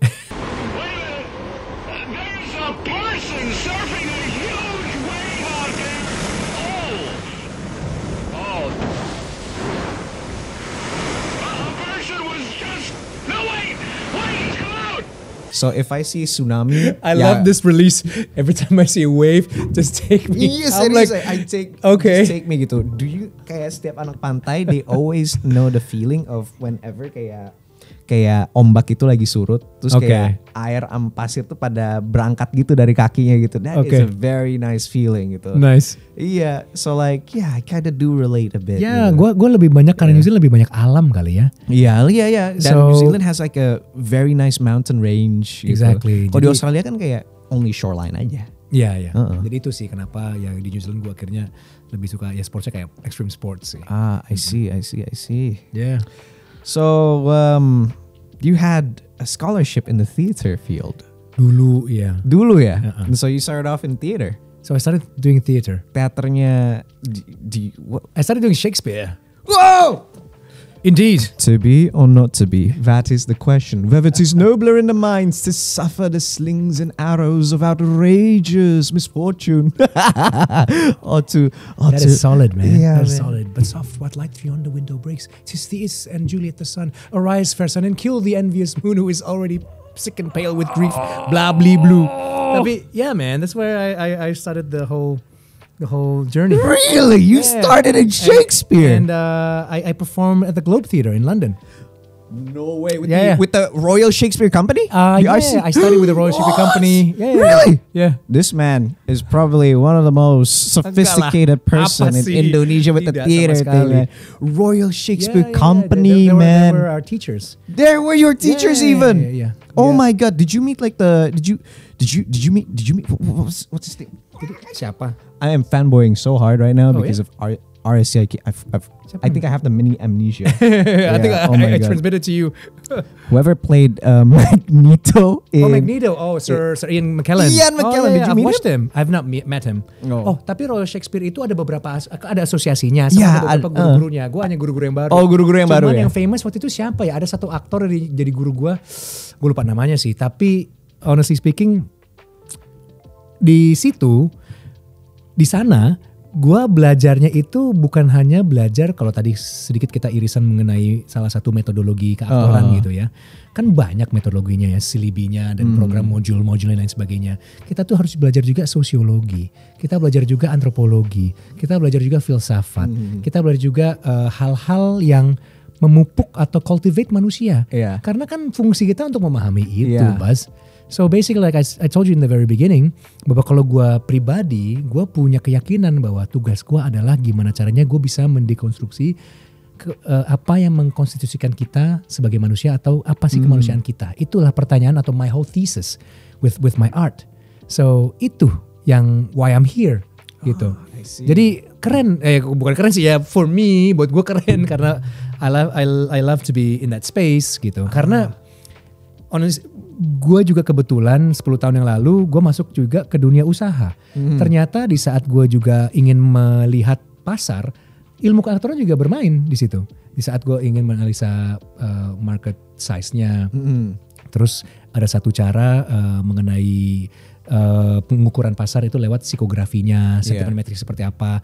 Pada ujungnya kita kan jualan kepada manusia. Berarti hal-hal yang manusiawi itu juga harus gue ekstrak untuk gue juga untuk gue bisa sasar untuk mereka membeli produk gue misalnya. Jadi weirdly keaktoran itu sangat korelatif dan sangat fungsional sekali di dalam bidang usaha. So gue di bursa retail udah hampir 10 tahun sekarang di FMCG, Fast Moving Consumer Goods. Jadi lucu aja bahwa ternyata artistic qualities itu, kalau kita ngomong tadi sorry ini agak sedikit melompat lagi ya, serius lagi ya, STEM ya, Science, Technology, Engineering and Math. Art itu, STEAM itu menjadi poros yang punya kekuatan juga. I see. Arts. Jadi itulah kalau ke dunia education, dunia bisnis, dunia art dan all of the cherry on top of the seasoning ya, apapun itu pokoknya. So you said you were in RSC, so you did some Shakespeare plays. Yeah, I played Romeo and Romeo and Juliet. Yeah, I did. Fair Verona. Richard III. Ya, itu gue inget banget tuh dulu, kayaknya gampang banget ya membahas monolog-monolognya. Iya. Gue dulu cepet banget, Bas. Gue hafal tuh satu monolog Richard III. Iya, gue sekarang udah lupa, men. England apa ya tentang this land, this England, this. Tapi gue lupa. Iya. Tapi lu ngerasa nggak bahwa itu kan bahasa-bahasa in the 1800s, ya kan? Yes, thou shalt. Ya kan? Tapi masih bisa teresonansi di kita juga. Of course. Preservasi itu yang menjadi luar biasa dari Inggris. Bahwa mereka mengekspor itu sampai ke Indonesia, bro. Iya. Maksudnya hebat juga gitu. Bahwa sastra aksara mereka menjadi penting juga gitu. Gila. Jadi gue belajar banyak juga lah. I learn about semantics di situ. Gue belajar mengenai arti kata, bahwa kata itu memiliki banyak definisi dan kata itu communicatively menciptakan gambar, imagery in one's mind. Jadi makanya kembali lagi ini hal-hal yang gue rumuskan untuk keaktoran gue gitu, in terms of my methods gitu. That's very interesting. Shakespeare trained actor in Indonesia. Long time ago. Udah lupa kali. That's awesome. Would you be open to like playing a Shakespeare peranan Shakespeare di Indonesia gitu? Ya, gue sama teman gue juga lagi ngobrol gimana caranya kita bisa bawa Shakespeare ke Indonesia, atau itu irisannya seperti apa ya, benturannya seperti apa ya, byproductnya seperti apa ya. Ada pembicaraan yang kesini juga gitu. Gue mau lihat King Lear itu termainkan di Indonesia justru. Itu menarik. Itu pasti juga menarik. Atau misalnya Shakespeare dan wayang, apakah kita bisa amalgamasi juga? Apa bisa, kita bisa banget. Karena it's all about play. Bisa juga kembali lagi. Iya. Nah, sorry to cut you off a bit, because I'm very passionate about this. Do you know yang King Lear itu, the King Lear play, it was actually adapted into a Japanese movie by Akira Kurosawa. Iya kan? Jepang aja bisa mengadaptasi gitu. Betul. Kita masa nggak bisa gitu? Bisa gitu. Kita dan bisa. Vice versa. Ada cita-cita kita juga mungkin bisa kita bawa ke sana juga gitu. Pasti gitu. Iya. Jadi maksudnya bisa banget. Dan ini kan juga membuka cakrawala kita lagi ya. Iya. Karena kalau gua ngomongin Shakespeare, jarang orang yang paham. Mungkin hanya orang tertentu. Mungkin salah satunya lo kali, men. Oh mungkin. Iya. Jadi mungkin who knows, ke depan ini akan memperkaya cara kita berkomunikasi artistically dan cara kita menyerap juga artistically. Jadi of course ini bakal keren banget. Iya. Bapak mungkin bisa menjadi donaturnya mungkin di investasi. Atau mungkin ada Pak Lukman atau ada bapak-bapak di sini juga. Siap menjadi donatur, siap menjadi marketing. Nanti neracanya saya kirim ke Bapak. Nilai investasinya berapa, return on investmentnya seperti apa. Bapak gak usah khawatir lah. Jalankan, kita mainkan saja. Siap izin Pak, siap perintah. Itu udah kayak orang-orang yang udah punya duit kayak gitu. Tapi oh my god, it's so interesting. Gua sebenarnya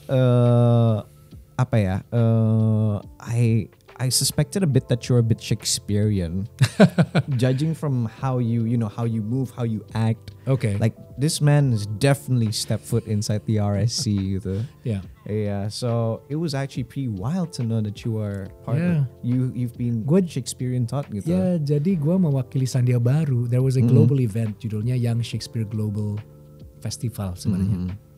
Terus dari 5.700 students atau participants itu kepilih menjadi 20 dan gue salah satu 20 itu yang mendapatkan beasiswa ke sana. Jadi gue juga dapat penghargaan tuh waktu itu, keren banget, dari Perdana Menterinya Selandia Baru at that time, yang dulu siapa ya? Gue lupa namanya. Dari dia juga gitu. Jadi as a kid who's not good in math, who same. Ya, yang gue nggak punya aptitude hal-hal yang akademik gitu ya. Gue merasa kayak bego banget di sekolah, anjing. Kenapa sih gue kayak gini? Kenapa sih gue nggak bisa meresapi ini gitu? Tapi lewat musik dan seni peran, kok gue lebih bisa memahami dunia gitu. Jadi ya I'm very fortunate. Honestly speaking, gue salah satu orang yang beruntung, Bas, bahwa gue menemukan keaktoran atau benda atau medium yang bisa mendefinisikan gue, atau gue bisa punya alat kendaraan untuk gue grow lewat keaktoran. Itu I'm very lucky. Gitu. Jadi New Zealand itulah kalau kita ngomong memory New Zealand, Shakespeare dan teater, that was basically the impact. It's very charming, very quaint. Yeah. I see. Thanks for sharing a bit about your past. Sama-sama. Oh, two more questions. Okay. I gotta choose my questions carefully next. It's like a. You're already. No. I'm having fun, man. I'm having so much fun. What's that watch? Is that Richard Mille? No. Oh, what is it? I don't know, man. It's just a watch. I see. Do you like watches? Watches. I like the art. You like the art? Yeah, mechanically speaking. I see. Do you by any chance watch anime? Sayangnya enggak, dan gue akan mulai. Okay. Ya, karena ada beberapa sepupu-sepupu gue yang nonton. I too have a niece yang nonton, dan mereka itu bilang bahwa ini nih ada hal yang nilai seninya tinggi lah. Nah, gua harus nonton. Gua harus membiasakan diri untuk nonton. I can recommend you. Gua bisa rekomendasi. Please WhatsApp me, Bas. Yeah, I will. Apa itu pertanyaan satu? Watch anime. Oh, salah satunya. Can we do one more? Okay. Oh yeah, of course. When I talk about jazz, it seems like you're a bit into that. Wait, actually, is that part of the question? Huh? Is that the question? Jazz? Jazz? Not really. It's not here. Okay. Tapi when you said something about jazz and punk band, right? Okay. Yeah. Yes. So I guess this would be it's like the polar opposite of things. Yeah. Kayak mungkin let's go with the punk band instead. Okay. Because you did say off camera kan, katanya lu pernah di punk band kan? Yeah. And itu you said itu agak mewakili your stances on politics gitu. Yes. Tapi kayak itu gimana tuh, lumayan menarik juga punk band gitu. So basically when in high school, yeah. I was interested in arts and music, and a group of friends, my group of friends, kita juga mikir kayaknya kita coba bikin band deh. Kebetulan gue juga waktu itu main gitar, dan we were so into punk rock, man. Jadi like the old, of course kayak NoFX. Gue lebih ke punk yang 90s punk mungkin ya. Tapi I do listen to Sex Pistols dan juga The Ramones and everything. Ramones. Tapi gue lebih yang agak sedikit at that time ya, lebih millennial punk mungkin ya bisa dikatakan ya. Jadi kayak NoFX, ada MXPX mungkin, dia lebih ke punk. Terus ada selalu band yang gue suka sampai sekarang mungkin RX Bandits, dan ada beberapa ada ska bands and all that kind of stuff. I see. Gue ngelihat bahwa energinya itu yang gue suka. Yeah. Bahwa I had a band called Pantload. It's to say that I have a pant full of shit. Pantload just shit about society, and it's our social commentary on what we thought at that time. Ya, kita kan juga masih muda-muda. Pretty extreme name. Yeah. Terus ada satu lagi band ska punk. Dulu namanya King Chaos. Nah, King Chaos juga itu salah satu band favorit gue. Kita juga jadi ada elemen trompetnya juga, dan ada ska and also punk. Lu di situ main instrumen apa? Gue gitar sama nyanyi. I was the frontman. Yeah. I see. Yeah. Wow, pretty hardcore. Yeah. I love just the whole medium. I think it's really cool. Speaking of music, like I watched a bit about your I watched one interview with you. I think that was it took place 10 years ago almost. Okay. 10 years or a few years back, I forgot. But you unveiled your Spotify playlist. Did really? Yeah. Okay. And I can't remember it, but would you be okay to name 5 songs from the top of your Spotify playlists? Right now. I've been listening to mostly podcasts these days. Oh, podcasts? Yeah. Very millennial. Very millennial, ya. Gue lagi The Diary CEO, Stephen Bartlett. I don't know if you know that. Oh, I don't. Okay. Ada Peppa Pig dong. Maybe Peppa Pig, man. That's literally what we've been listening. Peppa Pig is surprisingly really big for adults, you know. Dude, Peppa Pig's hardcore, bro. Oh man, yeah, you tell them preach right there. Tapi gue rata-rata kalau misalnya gue mungkin bukan dari sini ya, karena gue lebih banyak dengerin podcast. Gue kalau naik MRT pasti gue naik dengerin podcast. Tapi music ultimate-nya 2 yang gue nggak tahu kenapa gue selalu akhirnya dengerin itu lagi kalau irisan lebih ke punk rock sama rock gitu ya. Rage Against the Machine. My God, this band is like timeless. Yeah, gue gak tau lu tahu atau enggak. I know. Gue suka banget mereka. Yeah. Rage. I just like the energy and the lyrics that they represent gitu ya, dan apa yang mereka mewakili itu gue sampai sekarang masih resonate. Yes. Itu sih. Rage. That rebellion is still inside. Yeah. Well, last question. This is actually last question. I will not detain you any longer from detain me any longer from your I will not detain you any longer curiosity I will not detain you any longer from my curiosity. But last question. Do you have a 16 personalities? Do you have a personality type? Do you know MBTI? No, man. You don't know? MBTI? Yeah. Enlighten me. So basically there is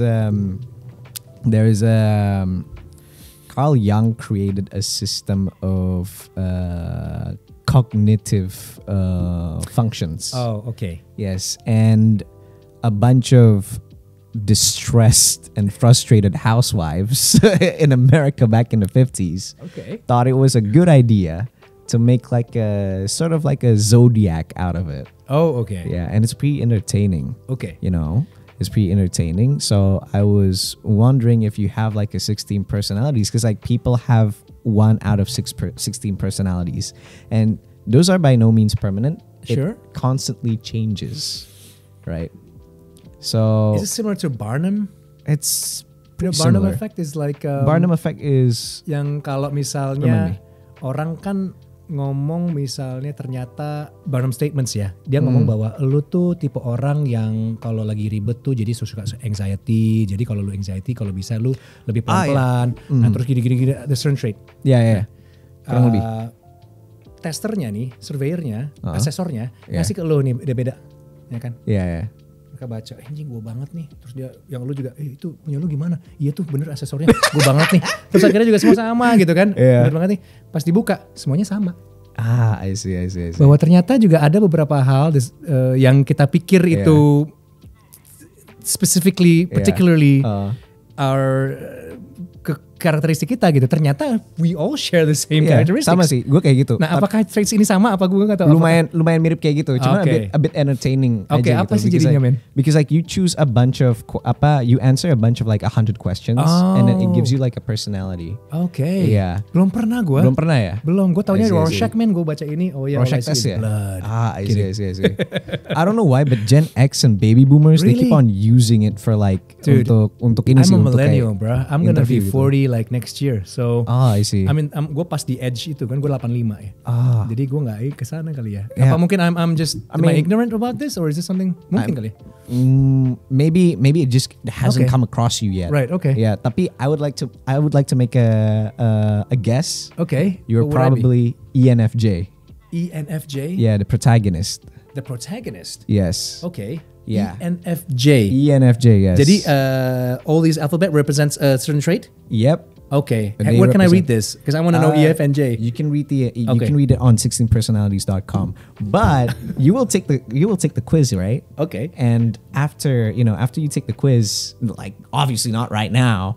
Like are you endorsing them? What? Like this.com? No, not really. It's just honestly just like super entertaining. It's super entertaining. Okay. Yeah. Okay. Cool. It's just a random question that I shot to. Okay, so funny enough, the reason why I started asking people about this is because I didn't know what else to ask Raditya Dika. So I was just like, hey, what's your personality type? And he answered it. He was like, I'm INTJ. Okay. Oh, dude, I'm so that's so funny. Not in right now, bro. But it's okay. It's gonna come across. Everybody in the O pace. Okay. Yeah. So, apologies for my lateness towards this. It's okay. New analysis on traits and personality. That's okay. Because like some people, they take it like as if though it's God sent, it's gospel, right? Oh yeah. As if though it's hey, a you dogma. know what? But it's fun. But who knows? You know, sometimes. You know, when you talk about placebo, you know, when you talk about sugesti, kadang-kadang, okay, maybe there's two things. Ini terakhir aja kali ya. When we talk about confidence and clarity, kadang-kadang kita juga butuh kepercayaan gitu kan, untuk kita bisa propel forward, you know. Tapi kalau confidence diimbangi dengan klaritas, maybe you can move forward strategically. Yeah, you can move forward enhanced. strategically. At sometimes forceful, because there's just one experience Gue kan Leo ya. I don't believe. Kalau ini gue tahu nih astrologi gue ya. Iya. Kalau lu apa? Gue Aquarius. Aquarius. Itu lu Leo. Kalau gue Leo. Gue tahu tuh Leo tuh. Yeah, we're supposed to be polar opposites. Agak gue gak tahu. But ya. Pantesan sebenarnya dari awal sorry aja ya. Mas, gue dari awal kayak anjing ini ada vibe-nya agak gimana gitu. Pasti dia Leo. Oh, gue.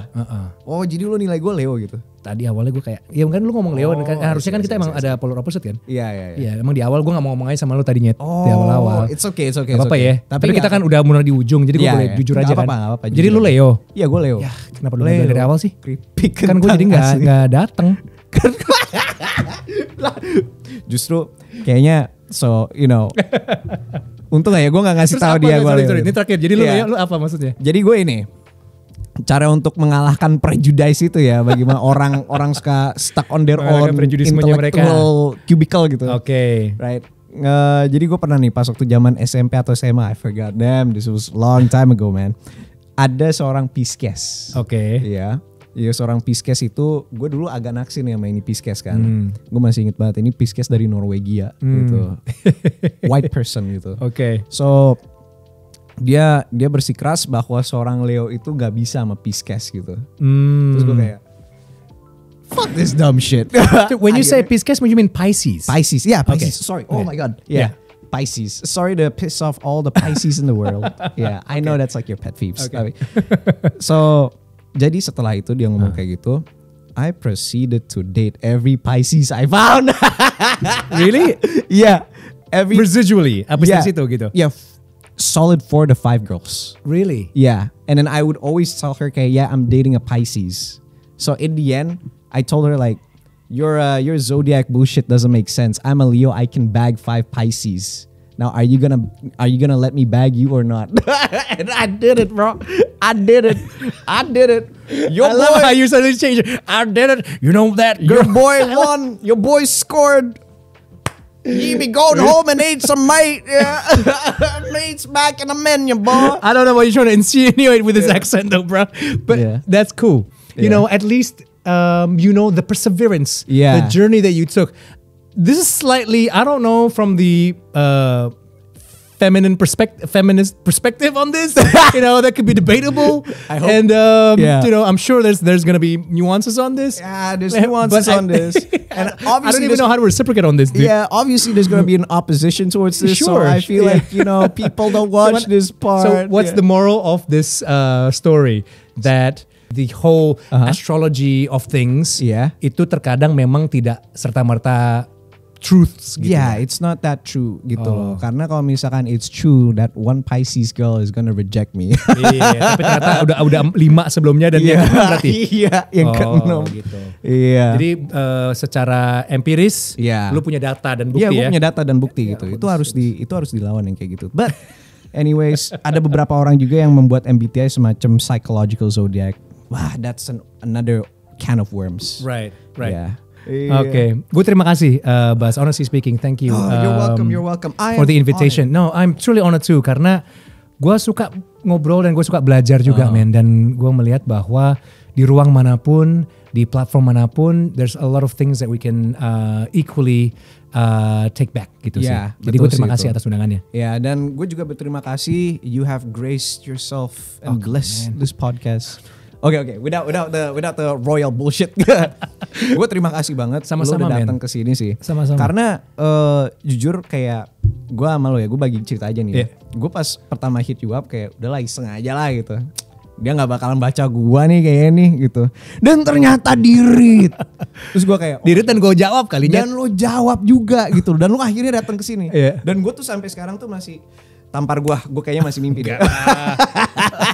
Tapi enggak, karena honestly speaking, man, selain you message me on DM ya kan, you DM me, that honestly speaking apa yang lu suarakan di platform lo, menurut gue itu menarik. Dan gue berterima kasih juga kepada lo bahwa lo menjadi salah satu orang yang menciptakan platform ini dan lo juga membantu menyuarakan apapun itu yang lo mau suarakan. Jadi you are part of the diversification. Jadi kalau kita ngomong Indonesia dan penuh dengan keragaman ya you're that figure.